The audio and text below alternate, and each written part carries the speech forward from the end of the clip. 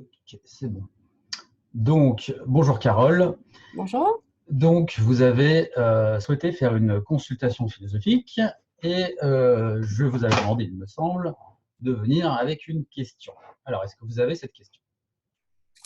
Alors, effectivement, déjà, c'était une première difficulté, en fait, de se dire, mais qu'est-ce que c'est qu'une bonne question? D'accord. Alors, bougez pas. Est-ce que ça vous va, Carole? Donc, Carole nous demande, qu'est-ce que c'est qu'une bonne question? Ça va? Ouais. Hein? Dites-moi, qu'est-ce que c'est qu'une bonne question?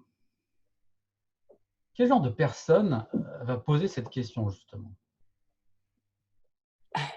Euh, euh, une personne qui se pose, euh, comment dirais-je, qui a certainement ce besoin de précision et déjà de ne pas se tromper dans comment elle va poser éventuellement un sujet. Oui. Alors, qu'est-ce qui vous paraît ça va? Alors, je vais retenir le besoin de ne pas se tromper. Oui. Ça va? Hmm. Ça va que quand vous entendez la phrase j'ai besoin de ne pas me tromper, comment ça sonne cette phrase? J'ai besoin de ne pas me tromper. Qui dit ça en général? Oui, effectivement, c'est un vrai. En même temps que vous le dites, je me disais, est-ce que Alors, c'est pas je, une vais- je, injonction? vais- alors je vais faire une petite injonction moi-même. Essayez de pas, au moment où vous le faites, de ne pas commenter ce que vous faites. Mais faites-le directement si ça vous va. Ouais, Lâchez votre coup directement plutôt que de faire comme on fait en France en général, d'expliquer pourquoi on fait ci, pourquoi on fait ça. ouais, Là, ça risque, je dirais, de perturber un petit peu votre raisonnement. Vous allez surcharger un peu comme Windows vos facultés mentales. Ça va? d'accord. Donc, je pose ma question. Comment ça sonne ce j'ai besoin euh, de j'ai besoin d'avoir la bonne question. Pardon, j'ai besoin de ne pas me tromper. Oui, j'ai besoin de ne pas me tromper. Hmm, pour moi, si la question que je me pose est déjà Alors, pas Carole, bonne. regardez, essayez de. Vous voyez, vous avez dit pour moi. Vous Oui, avez remarqué que vous avez dit ça. Alors, l'idée dans cet exercice, justement, c'est de sortir du pour moi et ouais. de voir pour autrui. Ça va? Vous voyez, l'idée, c'est que Carole n'existe plus pour l'instant Hmm, et qu'elle essaie de se penser comme si elle était devenue une philosophe et de penser sur la Carole empirique qui est ce qu'elle est, qui fait ce qu'elle fait tous les jours. mhm. Mais de penser pour autrui. Comment ça sonne pour autrui, quelqu'un qui vous dit j'ai besoin, j'ai besoin de ne pas me tromper. Euh, c'est un besoin Déjà, je vais de vous se faire un. rassurer. Voilà, il y a un besoin de se rassurer, on est d'accord? Hmm, Et en plus, le terme de besoin, je vais vous faire une proposition, c'est que chaque fois qu'il y a le mot besoin, il y a une forme d'aliénation. ouais, Un besoin, c'est objectivement quelque chose qui nous aliène. Ça vous va comme idée? ouais. Donc, on apprend deux choses par ces simples mots sur Carole. Enfin, vous me dites si vous n'êtes pas d'accord. C'est que premièrement, elle est aliénée parce qu'elle a des besoins. Et deuxièmement, elle a un besoin d'être rassurée. Donc, quelqu'un qui a un besoin d'être rassuré, il est comment au contraire?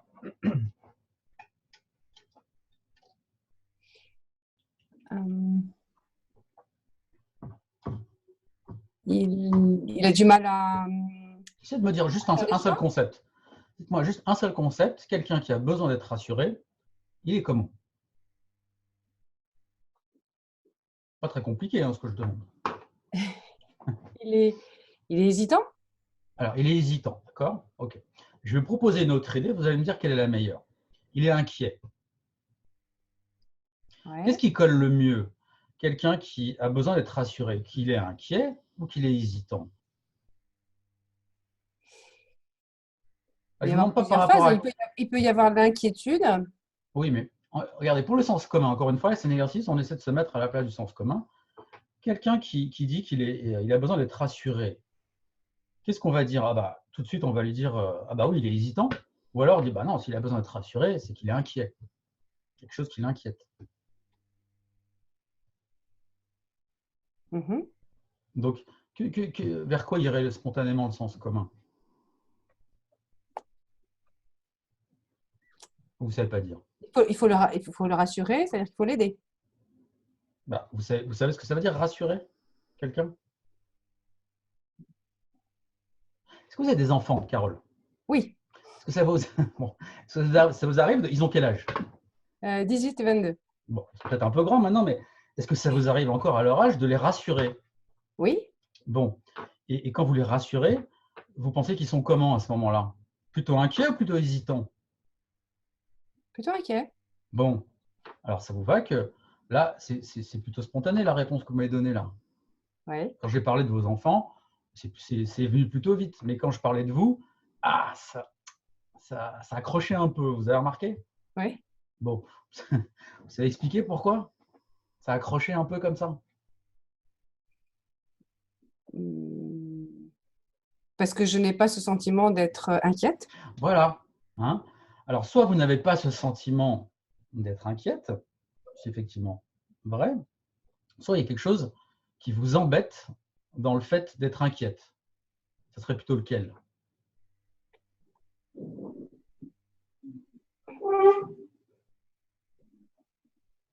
Ça doit m'embêter. Bon, alors admettons, c'est vrai que la plupart des gens, euh, ils ont un peu du mal à admettre qu'ils sont inquiets. Oui. Parce que bon, l'inquiet, c'est pas très valorisé en société, quoi. Tu fais quoi dans la vie, toi? Bah, moi, je suis inquiet. Vous voyez, c'est pas comme dire qu'on est pilote de ligne, quoi. Vous voyez? Oui.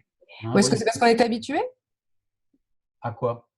à être inquiet, par exemple? Alors, il se peut qu'on soit effectivement tellement habitué, qu'on vive dans un monde d'inquiétude, qu'on le ressente même plus, ce qui pourrait expliquer effectivement que vous dites je ne me sens pas inquiète.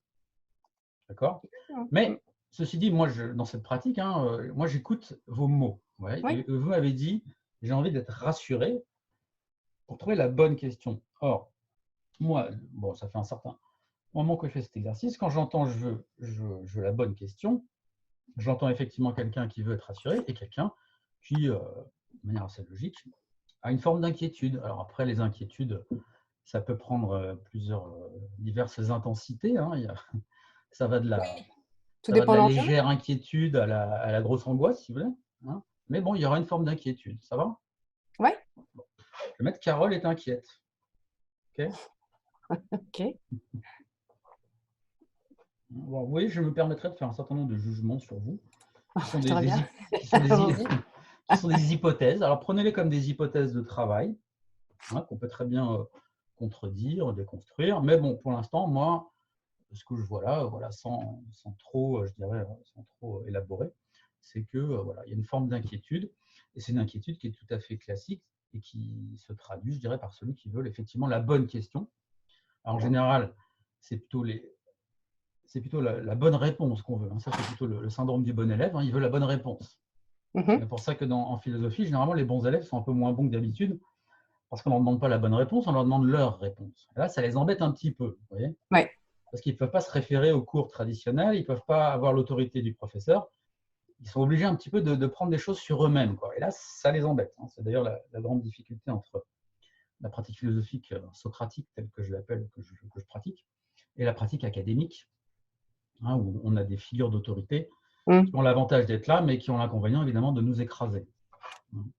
Donc là, Ouais. ici, comme on est plutôt dans un exercice, si possible, d'émancipation et de libération, bah, on essaie de ne pas se faire écraser par ces choses qui nous font dire justement je voudrais la bonne question. Mhm. Vous voyez comme c'est terrible de voir la bonne question. Vous voyez comme c'est terrible. Oui. En quoi ça peut être terrible? C'est un peu, c'est une injonction très impliquante, c'est-à-dire Ben que voilà. on n'a pas la bonne question, potentiellement on se dit qu'on va se tromper et le cheminement d'après, c'est si on se trompe, c'est qu'on n'est pas bon. Ben voilà. On est Vous mauvais. voyez. Et Voilà. paf, et là on va tout de suite très rapidement vers je dirais, l'espèce de dévalorisation de soi-même, de perte de confiance. Et du coup, d'un point de vue cognitif, ben, on va probablement perdre de la créativité, on va perdre un peu le contact avec autrui, donc ça va poser Mhm. problème en dialogue. On va après, bon, je ne vais pas non plus dresser le portrait catastrophique, mais déjà, vous voyez, déjà à ce stade-là, on perçoit qu'il y a, voilà, il y a un problème. Alors, vous voyez qu'il en faut très peu de choses pour, je dirais, dresser un petit peu le portrait d'un être humain. Ceci dit, bon, c'est assez banal, hein, votre syndrome, si je puis dire. Ok, Mais merci docteur. l'idée, c'est moins, je dirais, de dramatiser les choses que de s'en rendre compte et puis de se dire, bah voilà, la belle affaire. Qu'est-ce que ça peut faire que je donne à Jérôme une question qui soit même pas la bonne question? Comme s'il y avait une bonne question, vous voyez? Alors, l'idée, voilà, c'est on se détend un peu avec la bonne question et on Ouais, pose juste une question qui vous intéresse. Ça va? d'accord. Alors moi, j'avais pensé à une question qui était: attendre le bonheur est-il vain? Alors, ok, je vais écrire. Alors, oui, je baisse un peu ma tête, c'est parce que j'ai un petit calepin en dessous de moi, donc vous ne voyez pas. Donc, Pas de souci. c'est pas que je fais une mixture secrète, c'est juste que j'écris. Donc, attendre, euh, attendre le bonheur est-il vain, c'est ça? Oui. Hein.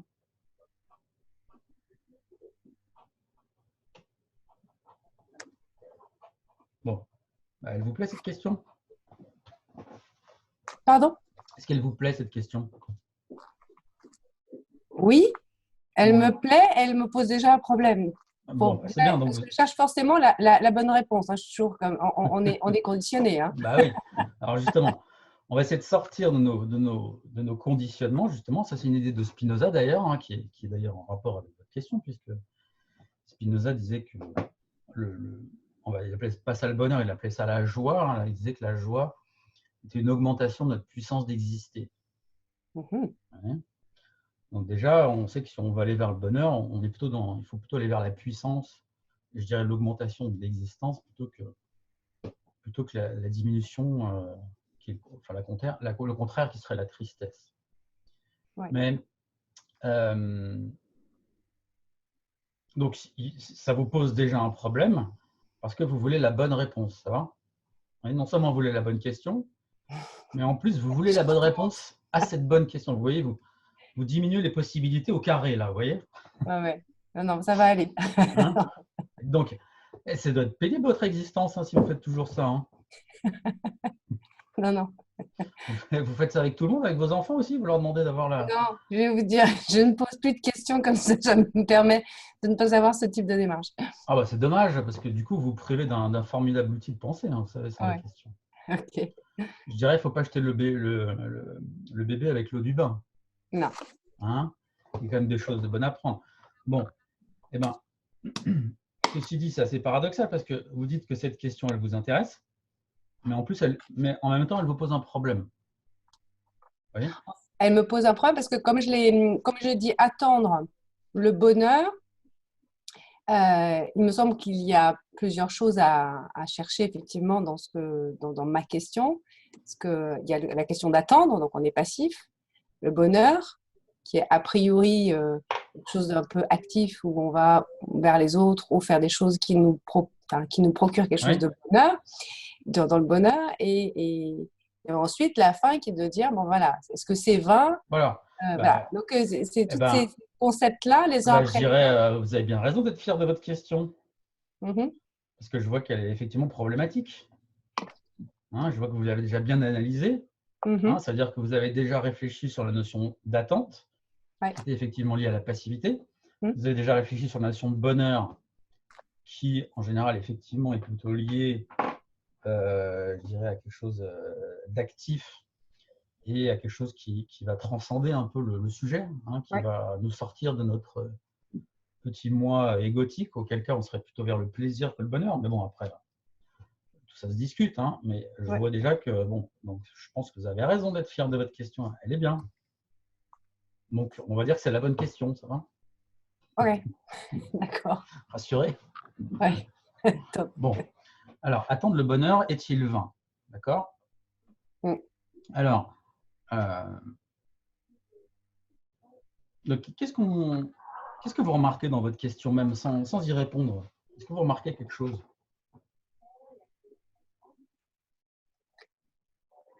C'est impersonnel, Oui, il n'y a pas de jeu, effectivement, il n'y a pas de ou voilà, jeu, on ne sait pas de qui on parle, c'est de c'est manière ça. générale. Et alors, et donc justement, est-ce que ça vous surprend? Non? Non. Donc, ça veut dire que… euh, les- pourquoi ça vous surprend pas? Parce que l'une des problématiques que je vois dans cette question, c'est j'essaie de réfléchir à une manière un peu sociale et donc qui s'adressera à tout le monde, de savoir effectivement pour que chacun puisse trouver le bonheur. D'accord. Bon, voilà, on apprend une autre chose sur Carole, c'est que Carole, elle est concernée par le bonheur de chacun. Ça va? Mhm. Hein. Alors, comment on appelle quelqu'un qui est concerné par le bonheur de chacun? Quelqu'un qui peut être altruiste, Bah, est-ce qu'il peut être altruiste ou il est plutôt altruiste? il est. Bon, alors je me demande, Carole, seriez-vous altruiste? Hmm, oui, Alors, mais vous remarquez que vous avez pris un petit temps avant de me ouais. dire oui. Essayez d'analyser d'un point de vue phénoménologique ce petit oui. Vous voyez, c'est comme si je demandais Roméo, veux-tu m'épouser à Juliette et Juliette disait oui. Vous voyez, il y a un truc un peu bizarre. Oui, en fait,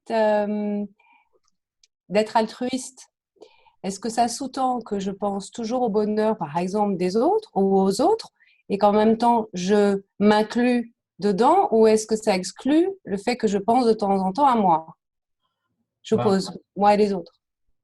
à votre avis, Altruiste, peut-être pas tout le temps.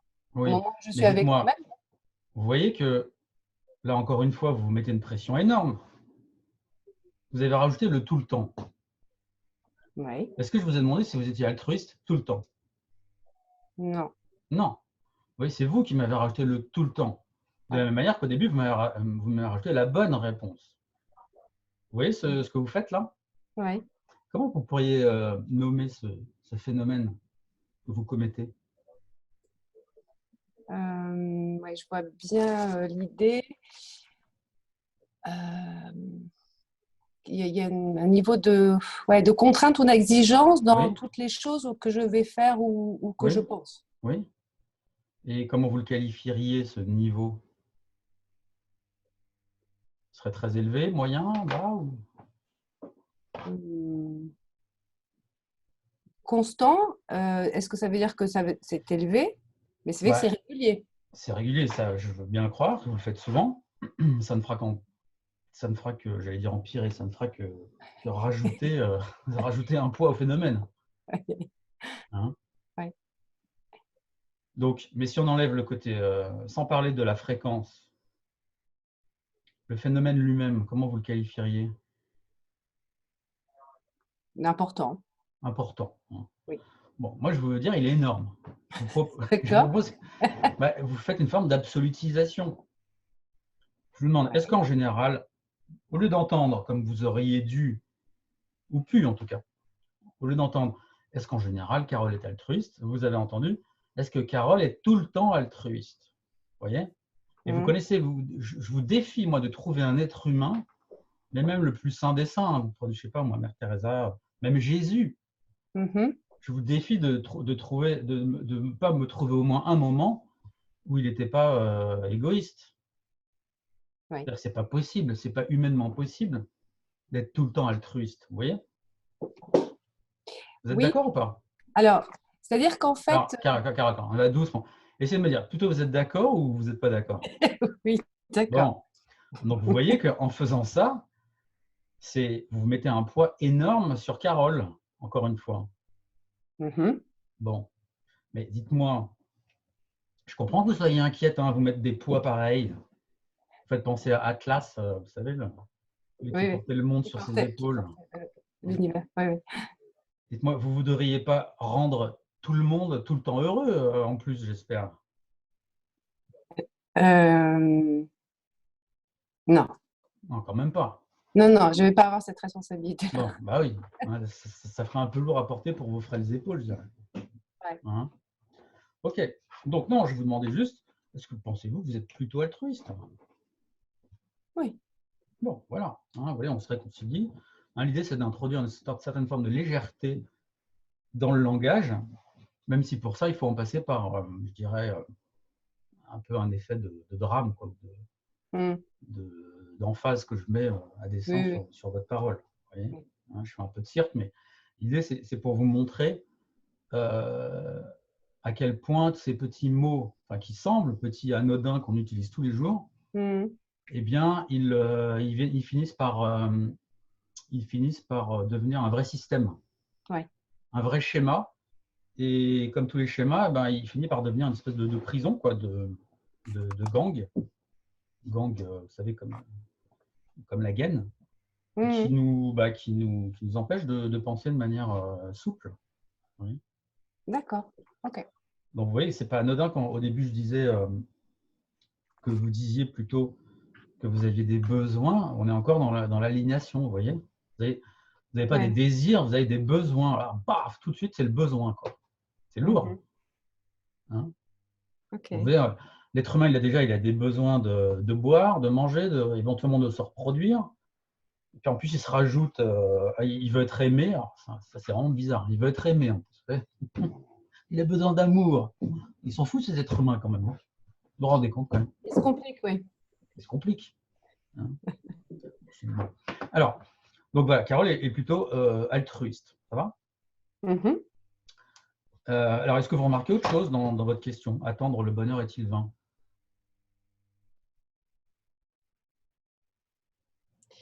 Est-ce qu'elle présuppose pas un non ou un oui? C'est-à-dire qu'effectivement, Alors, essayez de me... oui, parce que quand vous me dites « est-ce qu'elle présuppose pas », c'est une complication. Réponse, déjà une réponse Attendez. faite, ou c'est oui ou c'est non. Alors, on recommence. Là, vous allez un peu vite, parce que Ouais. là, je voulais juste vous faire remarquer que quand vous dites « est-ce qu'elle présuppose pas », voilà, là, on est dans une question interro-négative, c'est un peu rhétorique. C'est de vous engager, de dire, voilà, elle présuppose quelque chose. Qu'est-ce qu'elle présuppose? Elle présuppose, oui, que c'est vain. Oui. Hein, mais est-ce qu'elle présuppose aussi le non?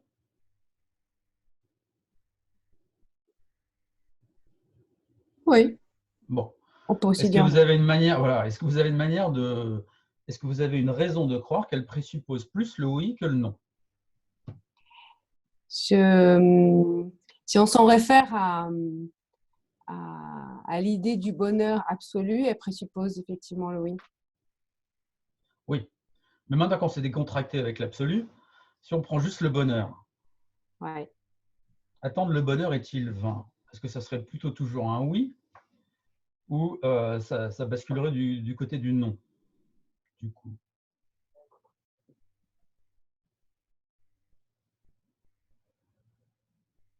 Oui, ça bascule sur le oui. Je vais vous le dire, on reste sur le oui.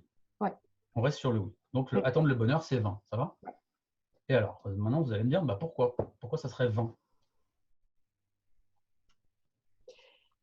C'est vain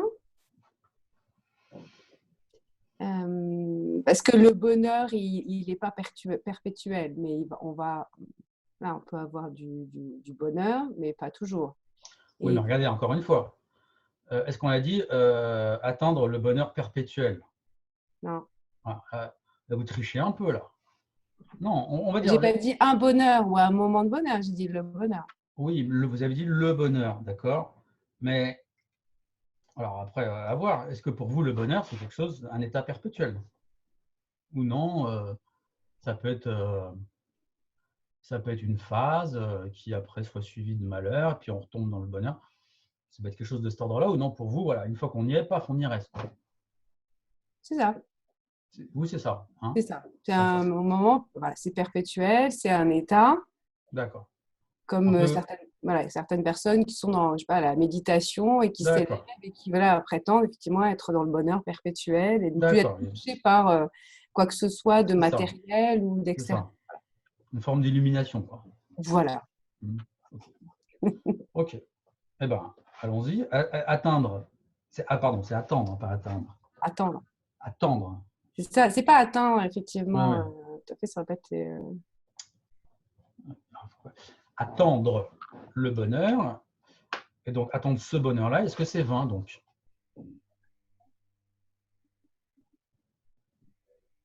Oui, parce qu'il faut le chercher, il faut le générer. Bon, alors, il faut le générer, ça va? Oui. Il faut le générer, ça va? Ouais. Et, et alors, pourquoi il faut le générer?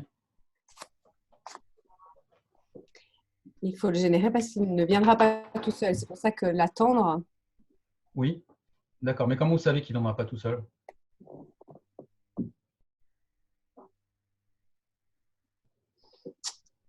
pas tout seul, ça me paraît pas possible. Oui, certes, mais pourquoi ça vous paraît pas possible? Ouais, ça serait pas possible. Je sais pas, est-ce que vous connaissez des gens qui n'ont rien fait et paf, le bonheur leur est tombé dessus? Je Ou non, pour je vous? ne pense pas. Alors, Je pense pas en connaître. En revanche, il y a des gens qui paraissent être dans le bonheur. oui, mais si vous dites ils paraissent, c'est qu'ils le sont ou qu'ils ne le sont pas? Je ne peux pas savoir. Oui, mais vous pencheriez plutôt pour la suspicion qu'il ne le soit pas ou pour la suspicion qu'il le soit?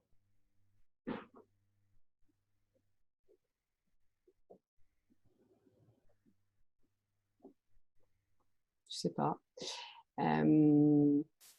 Plutôt qu'ils ne le sont pas dans l'idée du bonheur absolu perpétuel. Oui, mais Mais qu'ils encore sont. une fois, cette idée du bonheur absolu, vous tenez vraiment à la remettre sur le tapis? Vous voulez vraiment remettre de l'absolu dans tout ça? Non, mais effectivement, d'avoir une vie agréable, le fait de bons moments et d'être entouré d'amis, etc. Voilà. Donc, effectivement, Oui, il y a des gens d'accord. ce bonheur-là, je pense, oui. Mais ça, est-ce que vous pensez que ça leur est tombé dessus comme ça ou ils ont fait quelque chose? Ils ont fait depuis longtemps, tous les jours, un petit peu, je ne sais pas quoi, enfin, quelque chose qui leur convenait, qui D'accord. leur rend du bonheur. Ils ont fait un Et petit peu je ne sais pas quoi tous les jours.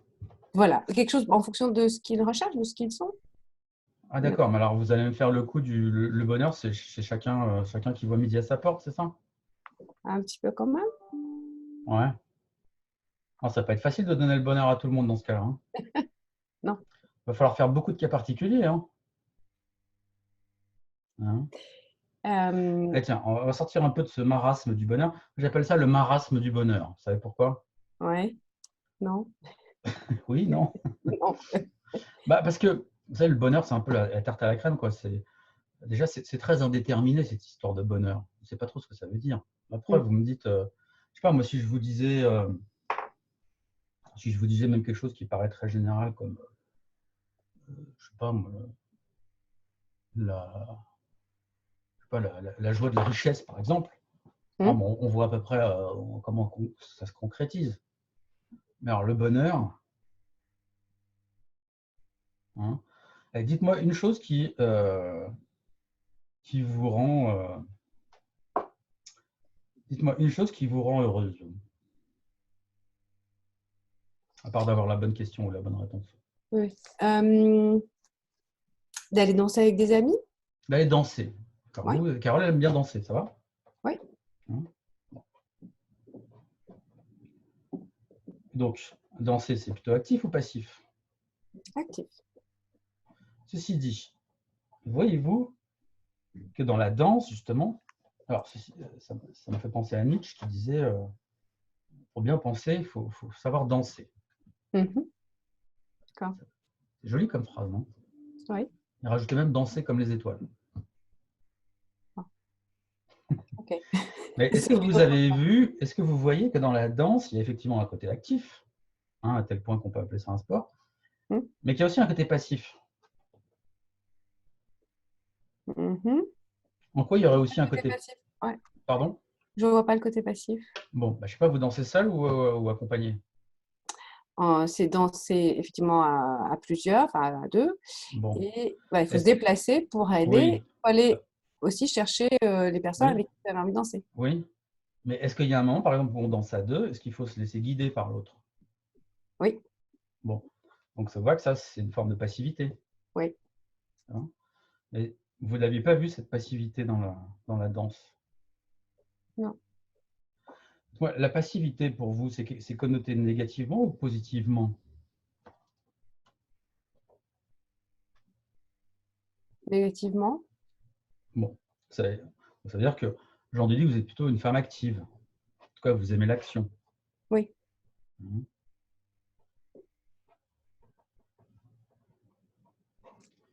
Ok. Alors, vous allez me dire, pourquoi danser, ça vous met… Alors, j'imagine que vous ne pouvez pas danser tous les jours, 8 heures par jour, hein. Non. Mais pourquoi est-ce que danser, ça vous apporte du bonheur? Pourquoi ça vous rend heureuse? Alors, parce qu'on oublie, par exemple, le travail, le quotidien, Bah, voilà, mettons juste ça. voilà. On oublie le travail. D'accord? Donc déjà, qu'est-ce que ça nous dit sur votre travail? Rien du tout. Rien du tout. Vous êtes sur votre lieu de travail, c'est ça là? Absolument. Ouais, non, mais ça nous dit quoi? Quelqu'un qui est content d'oublier quelque chose. Comment il considère cette chose? Que, ça ne veut pas dire que c'est pas bien de travailler quand on Ah, aime. bouf, arrêtez-vous là. Mais Alors, de temps en temps, c'est bien joli. je vais prendre exactement le contre-pied Oui. et on va dire allez, on va forcer un peu le trait. Ça veut dire que pour vous, c'est pas bien le travail. Non, mais de temps en temps, il faut savoir l'oublier. Alors, moi, je vais vous proposer un petit truc un peu contre-intuitif.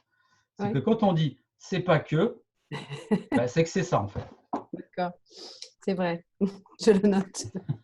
Ok. Alors, vous reprendrez mes petits trucs pour vos formations. Ouais. Et donc, quelqu'un qui, imaginons, vous voulez oublier le travail, ça va? Bon, Mm. qu'est-ce qui vous embête dans votre travail? Ce qui va m'embêter dans le travail, c'est d'y passer trop de temps. Oui, mais alors attendez, il y a un problème là. Ah, Si je vous demande, si je vous demande, hmm. Vous voyez qu'en répondant ça, vous ne répondez pas spécifiquement sur le travail parce on ouais, je peut suis dire que d'accord. n'importe quelle activité, Oui, si on y passe trop de temps, même l'activité la plus agréable, quand on y passe trop de temps, bah, par définition, si c'est trop, c'est que c'est pas bien, quoi. oui. D'accord? Donc, je repose ma question. Qu'est-ce qui vous embête dans votre travail là? Essayez de me dire l'essence de ce qui vous embête, l'essence du problème. Hum, c'est comment dirais-je, c'est certaines tâches de mon travail qui me sont pénibles. Bon. Et essayez voilà, de regarder en face cette pénibilité, comme on dit dans la réforme des retraites, là. Oui. Donc, cette pénibilité-là, si vous la voyez en face, elle ressemble à quoi? Qu'est-ce qui est pénible dans ces tâches?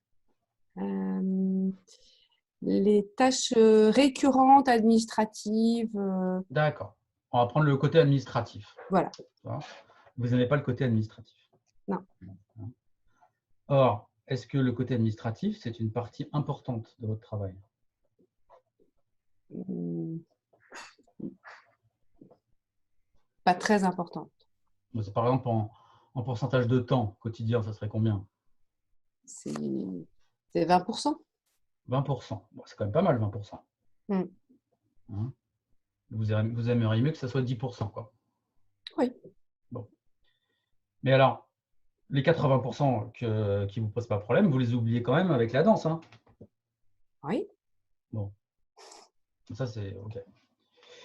Et donc, on oublie le travail, ça va? Oui. Mais vous voyez qu'encore une fois, quelqu'un je lui demande qu'est-ce que tu aimes dans la danse, c'est qu'on oublie quelque chose. Vous auriez pu me dire n'importe quelle activité qui vous fait oublier le travail, vous auriez répondu à la question, vous êtes d'accord?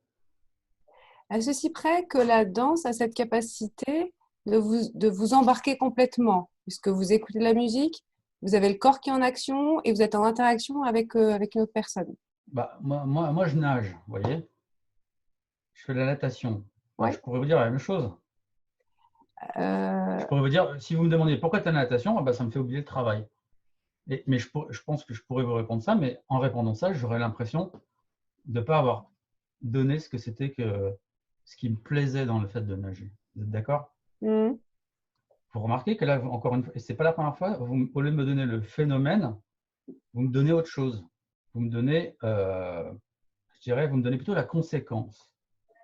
La Oui. conséquence du fait que la danse vous plaît, c'est que vous oubliez le reste, parce que vous êtes absorbé.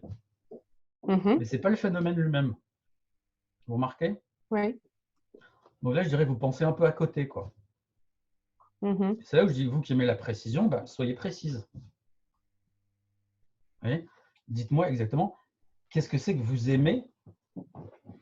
Faites-moi une analyse interne de la danse, et pas quelque chose d'externe en me donnant les à côté, tout ce que ça permet d'oublier parce que on peut oublier le travail, mais on pourrait aussi oublier les déceptions amoureuses, enfin, on pourrait tout oublier, quoi. Vous voyez? Oui. Alors, essayez de me dire, qu'est-ce qui vous plaît dans la danse et qui vous permet comme ça de tout oublier?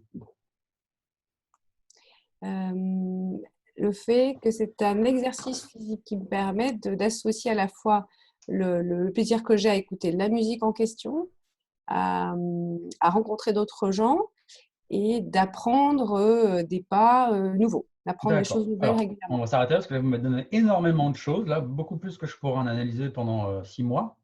Bon. Ouais, c'est riche, hein, dites donc, quand on vous questionne. Alors, attendez, j'ai noté. Ça me permet de… alors, répétez-moi ce que vous m'avez dit, du coup, j'ai oublié. Alors, j'ai dit que ça permet, déjà, j'apprécie la musique. Alors, la musique. Il y a la musique. Après, il y a l'histoire avec les gens, la rencontre, c'est ça? Oui, Puis, il y a troisièmement, c'est l'apprentissage. oui, Bon. Avec là, il y a 3 phénomènes qui sont… alors, qui peuvent avoir des points communs, mais ils sont quand même différenciés, ça va? oui. Bon. Alors, vous allez me dire, dans ces 3 choses-là, quelle est la chose qui vous attire le plus?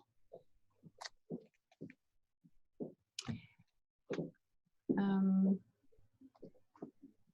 Ah non, vous m'avez dit une autre chose. Vous ne m'avez pas dit autre chose, hein, le fait du sport aussi. Vous ne m'avez pas dit ça?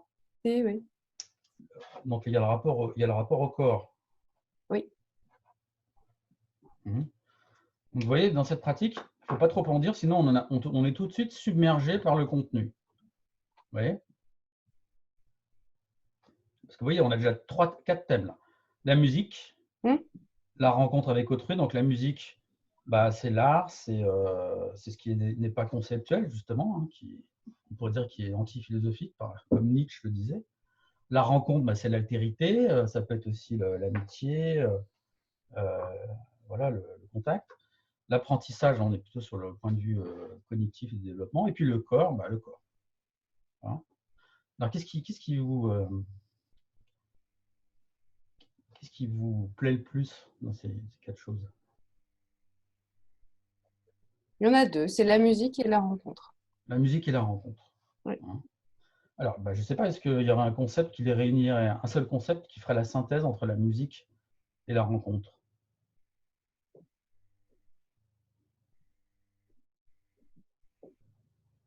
Ou non, il n'y a pas? Non, ça va. Bah, justement, je pourrais proposer, il pourrait y avoir la joie, par exemple. Oui. En tout cas, ce ne sera pas forcément une synthèse, mais ça sera un concept commun entre Oui. la musique et la rencontre. Et là, effectivement, on pourrait être dans quelque chose qui nous tombe dessus un petit peu. Parce que ce que nous dit Spinoza, c'est que la joie, par contre, faut pas contrairement au bonheur, il ne faut pas la chercher. La joie, elle arrive comme ça. Oui. Ouais. Oui, c'est une émotion. Alors, comment? C'est une émotion? C'est une émotion, mais je dirais que c'est un peu plus que ça, parce que ça englobe tout notre être. Oui. Hein. Oui. Donc, ce n'est pas qu'une émotion. C'est un état de, je dirais, de béatitude. Et donc, alors si je demandais une chose terrible qui serait de choisir entre la musique et la rencontre, qu'est-ce que vous prendriez?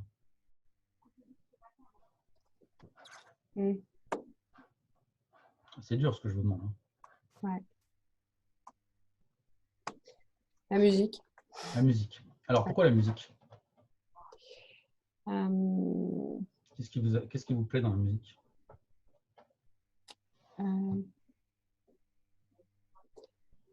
Ça a un impact sur le corps en termes de vibration, ça a un impact sur le ça adoucit. Alors, ouais, Ouais. voilà, je sais que c'est un peu frustrant ce que je fais parce que je prends la première chose D'accord, ok, ok. que je trouve. Oui. Il y a un impact sur le corps, ça vous dit, ça provoque une vibration. Oui. Ça va? Donc, vous aimez vibrer. Oui. Hein. Et ça vous va que justement, on peut retrouver la rencontre dans la vibration. Quel est Oui. le concept qui pourrait réunir la rencontre avec la vibration? Hum, comment on appelle ça, le coup de cœur, le coup de foudre, quelque chose comme ça? Alors oui, alors ça, c'est dans le domaine amoureux, effectivement. Oui, bien sûr, mais Hein. ça peut être un coup de foudre qui n'est pas amoureux, d'ailleurs. Ça peut être, oui, tout à fait, ouais. Hein, on va se mettre dans ce que les Grecs appelaient la philia, qui, je dirais, qui est une forme d'amour, mais un amour désintéressé, euh, qui n'est pas l'éros, qui est l'amour, disons, érotique, ou Oui, l'agapé, qui est l'amitié. c'est ça. Donc, il y aurait une sorte de coup de foudre. Donc, voilà, c'est ça. Hein, alors, j'aurais pu vous proposer le concept d'harmonie. Hein, le fait, Oui, vous savez, de vibrer à l'unisson, le diapason. oui, Hein, effectivement, dans les harmoniques, il y a des fréquences qui se rejoignent oui, et des vibrations qui en se rejoignant, justement, qui s'ajoutent, qui amplifient la vibration. Hein, oui, c'est vrai. oui. Mais vous aviez déjà réfléchi au côté vibratoire de Carole? Euh, un petit peu quand je chante, hein, sachant que je ne sais pas Oui, chanter, mais de ressentir effectivement quand on chante ces vibrations internes. oui, c'est ça. Hein. Bah, Heidegger vous aurait dit que vous rejoignez la tonalité du monde. Waouh! C'est beau, hein? Ah oui, ça me Vous, rassure, ça. vous rentrez en tonalité. Hein. Ouais. Et d'ailleurs, bon, c'est vrai qu'en musique, il y a la bonne tonalité et la mauvaise tonalité. Mm. Hein. Il y a la consonance et la dissonance. Oui, Hein. Vous aimez bien consonner, quoi. oui. Plutôt dissonner ou plutôt consonner? Consonner, euh, mais dissonner me fait pas peur. De temps en temps, Vous aimez bien dissonner de temps en temps, ça va? de temps en temps dissonner, oui. Ouais. Et, Être en rupture. ouais. Et quelle forme prend votre dissonance? Hum, quand je fais ou je dis quelque chose que justement on n'attend pas ça de moi ou D'accord. voilà, Et alors, vous avez un exemple à me être donner? en opposition. Ouais. Et vous avez un exemple à me donner? On est mille des exemples. Bah, moi, j'en ai besoin juste d'un. Ah oui, Ouais. c'est vrai. Euh, quand avec mes collègues au sens large, je ne fais pas ou je ne dis pas quelque chose de classique. De classique. Donc, si c'est pas Qu'ils classique, c'est attendent. comment? Voilà. Ça serait comment? Ça serait que je transpose, je transpose la situation dans quelque chose de drôle. D'accord. Donc, vous Ou, savez, vous faites un changement de registre. voilà, changement de registre. Hein, c'est ce que Nietzsche appelle justement la transvaluation. Vous êtes très nietzschéenne, hein, dites-moi. Hein. Moi, je vais le noter, Entre, ça.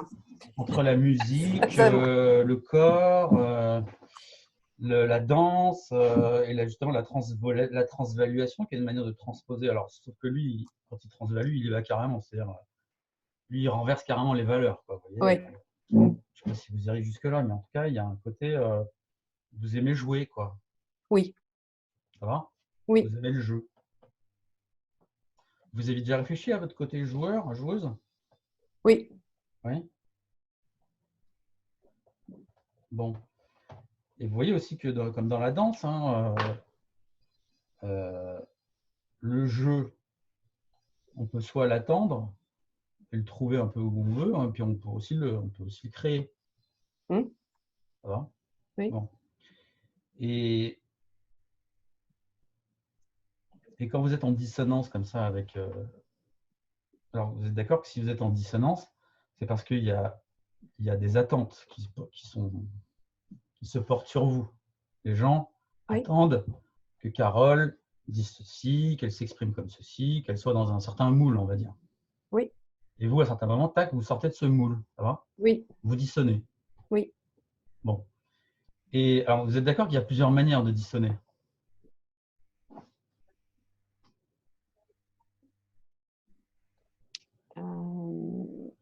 Alors, ouais.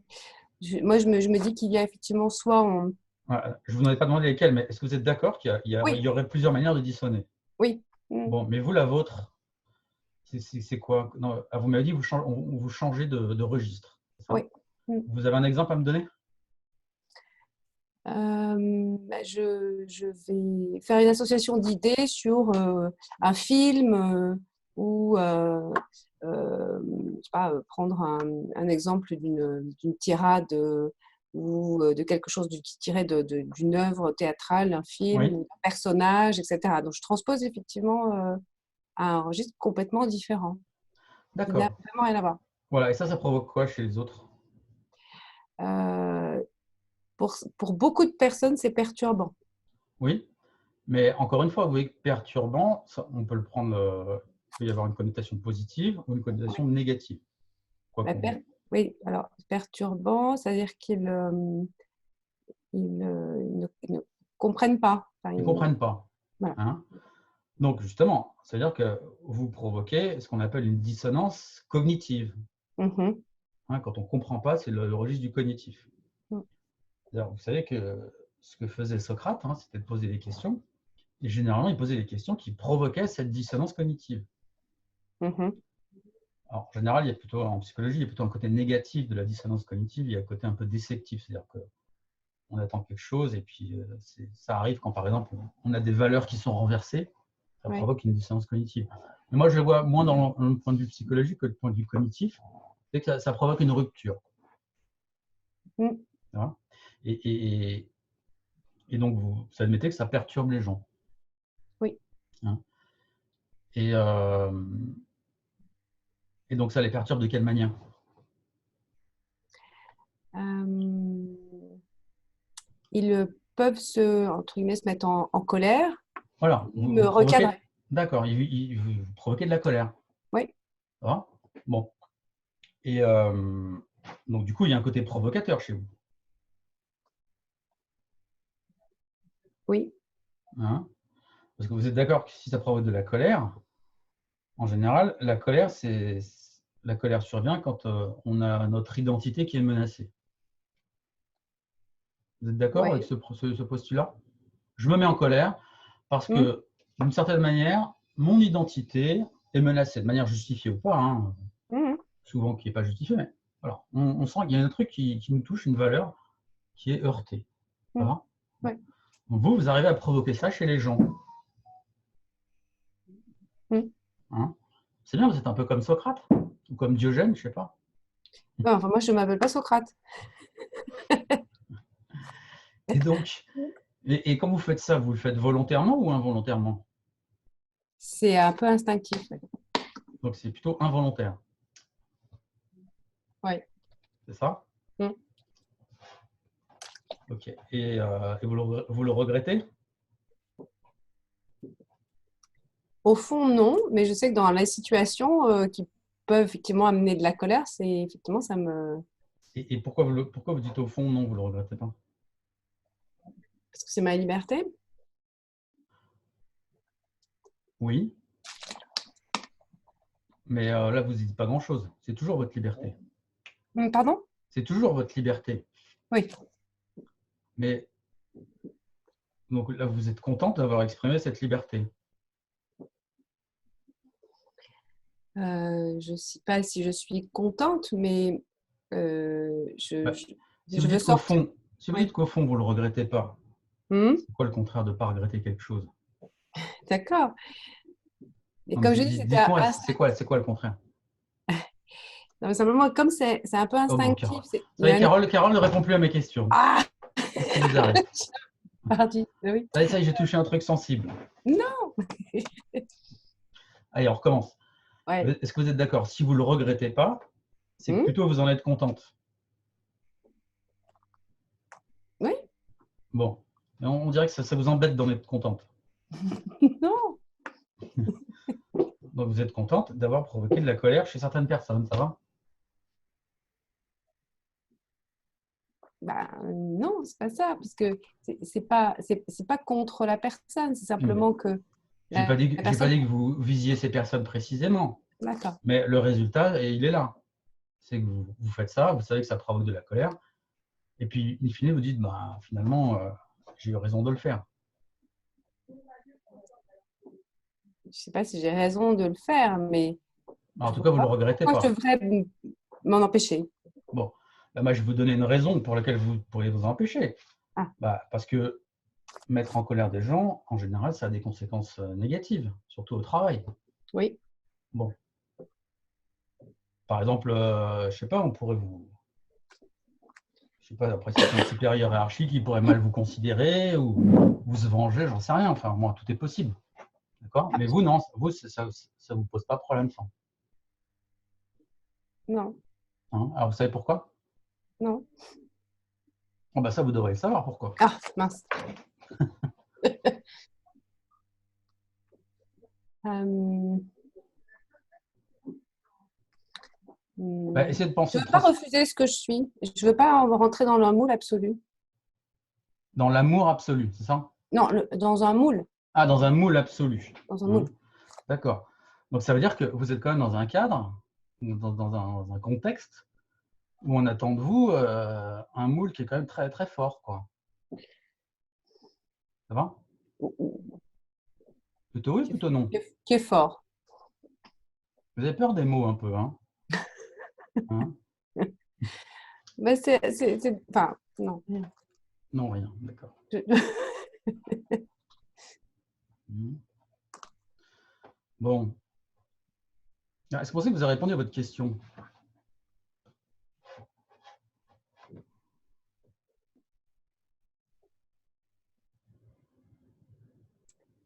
Euh,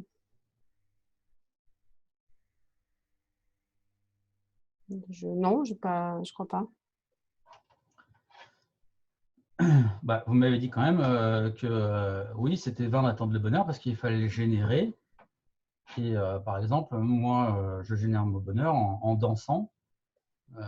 Ce que j'aime dans la danse, Hmm. c'est la musique, parce que la musique, ça me procure de la joie, parce que ça me fait vibrer à l'unisson des autres. Grosso modo, si je résume. Oui, c'est vrai. C'est une réponse, ça, quand même, non? Hmm, c'est vrai. Bon. Mais vous me dites, bah non, j'ai pas répondu. Hein? Comment vous expliquez ça? Hmm.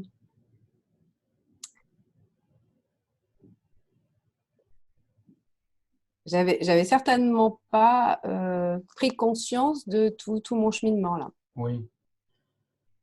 Mais est-ce que en général, Carole, elle est plutôt consciente de ce qu'elle fait ou il y a beaucoup de choses qu'elle fait inconsciemment? Euh, oui, je pense qu'il y a une partie des choses que je fais inconsciemment. Bon. Vous voyez que là, je vous dirais, effectivement, il y a beaucoup de choses que vous faites sans trop vous en rendre compte, quoi. Par exemple, de répondre un petit peu à côté, pas en étant sur le problème lui-même, Hmm. de répondre et de ne pas voir que vous avez répondu, et à l'inverse, de penser avoir répondu alors que vous n'avez pas répondu. Vous voyez? C'est là que je vous invite à être plus consciente, justement Oui, à plus travailler votre pensée, à être plus attentive à vos propres mots. Vous verrez qu'en faisant ça, vous serez aussi plus attentif à ceux des autres. oui. Ouais. Hmm. Et, mais dites-moi, quand vous... est-ce que le fait de provoquer cette dissonance chez les autres, est-ce que ça pourrait aussi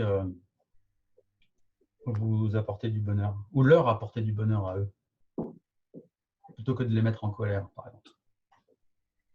Euh, il y a une partie des personnes que je rencontre qui, effectivement, ça muse autant que moi de cette dissonance. Voilà.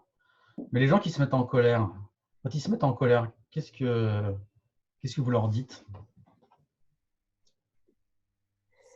Euh, J'essaie de revenir sur quelque chose de moins dissonant. D'accord, vous faites machine arrière, quoi. Ouais. Marche arrière. Hein. Et vous leur demandez pas, par exemple, bah, tiens, bah, c'est drôle, pourquoi tu t'es mis en colère? Non, je ne fais pas. Pourquoi vous faites pas ça?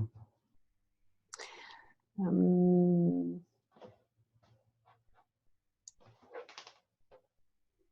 Parce qu'on est dans le cadre professionnel.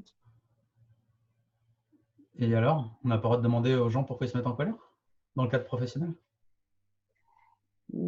Si, bien sûr. Bon, voilà. Vous avez triché là encore. Pourquoi vous ne faites pas? Non. Vous êtes joueuse, mais tendance plutôt tricheuse, hein, ce que je vois. Oh, non. Pourquoi vous leur dites pas, bah, tiens, pourquoi tu te mets en colère? Oui, ou pourquoi ça te perturbe, par exemple. Oui. Mm. Ok. Mm. Mais non, vous ne m'avez pas répondu. Non, je n'ai pas répondu parce qu'effectivement, je ne le fais pas, mais je Vous ne le fais savez, pas est-ce que vous savez pourquoi vous ne le faites pas? Alors, pourquoi je ne le fais pas? Je veux... comment? Je sais pas, voilà, je vais pas chercher cette information-là. Alors après, je sais pas pourquoi. Est-ce que elle m'intéresse pas ou est-ce qu'elle me fait peur? Elle me fait peur. Ah, vous avez du mal à le dire. Hein. Oui, Hein. tant pis, ça, j'ai réfléchi. Oui, Et oui. dites-moi, les émotions, c'est un peu tabou là dans votre entreprise? Euh, pour certaines personnes, oui. Bon, ça vous va que je propose une hypothèse, vous ne le faites pas parce que probablement la personne ne voudrait pas reconnaître qu'elle est en colère, par exemple. Est-ce que vous êtes d'accord que Oui, c'est possible. Oui, oui, oui. la colère, c'est une perte de contrôle? Vous êtes d'accord ou pas? Oui, Or, quand on est dans une entreprise, enfin, vous êtes à Dauphine, c'est ça, non? oui, oui. C'est un peu comme une entreprise, j'imagine. Ah oui, tout à fait. Bon, plutôt on veut être dans le contrôle ou non, on est ouais, tiens, aujourd'hui je vais perdre le contrôle, super. Non, Donc quoi? non, on ne perd pas le contrôle. Bon, on ne perd pas le contrôle, donc se pourrait-il que vous ne le faites pas parce que vous savez pertinemment que la personne ne va pas reconnaître qu'elle s'est mise en colère, par exemple. Elle va minimiser. Ou expliciter que c'est entièrement de ma faute. Renvoyer à l'autre le fait de la cause de la colère. Oui, ce qui est une manière encore plus infantile, je dirais, de nier le phénomène. Mm. Ça va? Mm. Vous Ouais. savez que dans les entreprises, enfin un peu comme partout, mais il y a beaucoup de grands enfants, vous savez ça? Nous en sommes tous là, oui. Bon, ok. Alors, qu'est-ce que vous avez pensé de notre petite discussion, enfin notre discussion, notre consultation? Qu'est-ce que vous avez pensé de tout ça? C'est un exercice qui est très intéressant de voir à enfin, par exemple, le niveau ou le peu de conscience qu'on a des mots qu'on emploie, du sens, euh, du raisonnement qu'on ne fait pas, c'est-à-dire qu'on agit de manière un peu automatique parce qu'on C'est a ça, plein d'automatismes c'est ça. dans notre métier ou dans la relation qu'on peut avoir avec les uns et les autres en fonction de la situation dans laquelle on se situe. Euh, et qu'il est... Alors moi, ça me pose une difficulté parce que du coup, je suis obligée de me poser pour réfléchir. Donc, je pense qu'effectivement, c'est quelque chose qu'il faut apprendre à refaire Ah bah oui, ça, je vous fais pas pour dire, que ouais, ce soit plus fluide. c'est ça. Donc, Bah, il y a Socrate, pas Socrate, Descartes nous met en garde contre deux mots MAUX pour la pensée. C'est d'une part la précipitation, oui. il faut apprendre à se poser tout simplement. Mm. Ça passe aussi par le corps. Hein. C'est pour ça que là, enfin, vous n'avez pas besoin de mon conseil, mais bon, n'arrêtez pas la danse, ou en tout cas Non, non, non. le sport. Et puis l'autre, c'est l'opinion. Et effectivement, là, l'opinion, on est plutôt dans les choses automatiques, la consommation des idées toutes faites, Les qui schémas de vient, pensée. voilà, les schémas de pensée, en entreprise, on a ça beaucoup avec le jargon, tous toutes les injonctions qui nous viennent surtout des modes du management à l'anglo-saxonne, enfin même à la française d'ailleurs. Enfin bref, voilà, tout ce qui pose un problème pour penser. Oui, tout à fait. Et donc, qu'est-ce qui vous a intéressé? Ce qui m'intéresse, c'est de prendre plus le temps, Oui, de faire attention aux mots que j'emploie. Et surtout, ce que vous avez dit aussi, c'était de plus écouter les mots des autres. c'est ça. Hein, parce qu'on aurait tendance à interpréter un peu trop vite dans son propre registre et pas donc écouter suffisamment l'autre, Oui. son registre de pensée, dans ce qu'il est lui, dans ce qu'il entend par les mots. En plus, pour vous, ça va être facile, vous qui aimez bien changer de registre. Oui.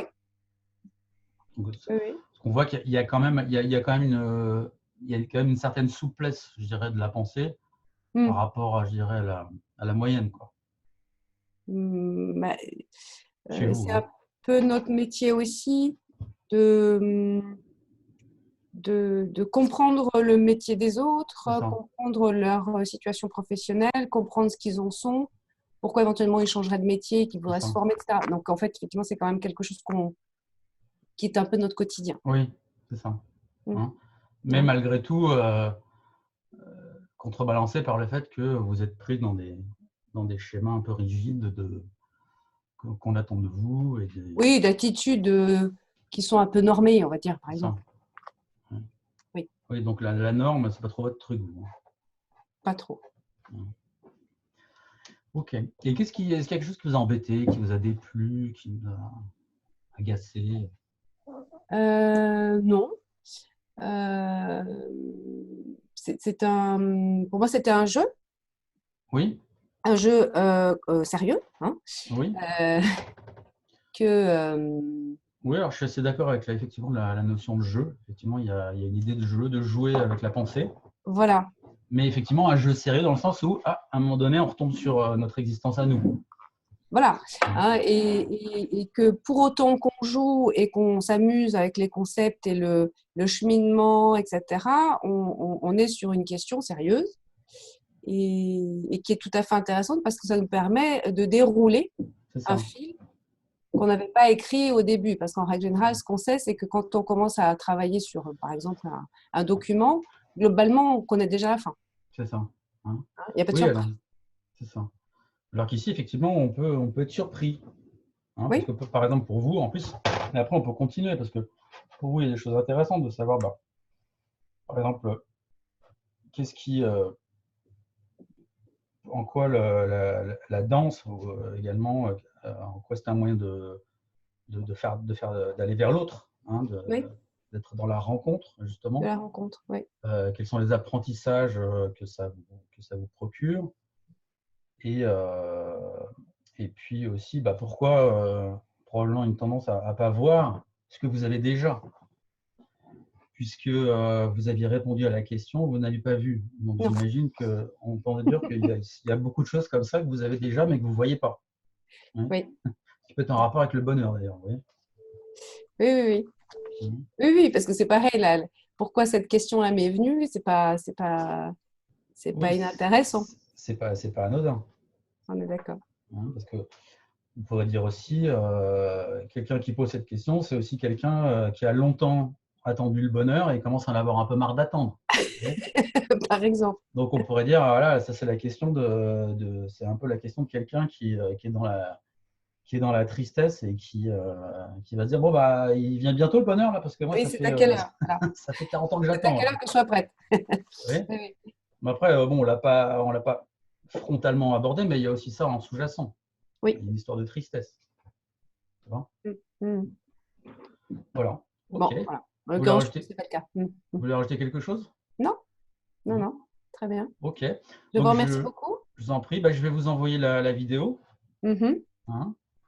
Et puis, tiens, je vous enverrai des petites questions dessus, comme ça vous pouvez faire une petite analyse. Ça vous permettra de. Ok. Ça vous permettra de profiter pleinement de l'exercice. C'est D'accord, le deuxième effet qui se coule, si je puis dire. d'accord. Très bien. OK? Merci. Voilà, bah, je vous en prie. À bientôt. Au revoir. Au revoir.